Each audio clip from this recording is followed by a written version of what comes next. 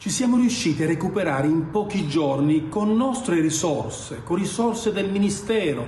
delle Imprese e del Made in Italy, quanto era stato decurtato dal fondo destinato alle emittenti locali. Perché noi siamo sì, davvero consapevoli di quanto importante sia il ruolo delle emittenti locali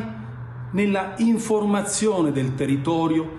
in questo straordinario paese fatto da migliaia di comuni. Sono state ripristinate le risorse a sostegno del settore radio-televisivo locale italiano ed è lo stesso ministro delle imprese del Made in Italy, il padovano Adolfo Urso, a commentare così. La scorsa settimana la notizia del taglio del 14% dei finanziamenti era arrivata come una doccia fredda su tutto il mondo dell'informazione televisiva e radiofonica locale. Ora l'emendamento approvato in commissione al Senato su proposta del ministro delle imprese e con il sostegno del vice premier Matteo Salvini vanno a ripristinare i fondi decurtati riportando lo stanziamento ai livelli degli anni precedenti. Le televisioni locali sono da sempre il cuore dell'informazione italiana, lo dico non solo da giornalista ma anche da ospite, da nord a sud in tante delle televisioni locali, e conosco i giornalisti, conosco i direttori, le redazioni, spesso mi sono confrontato anche in diretta telefonica, libera e senza filtri con i telespettatori, quindi sono ben contento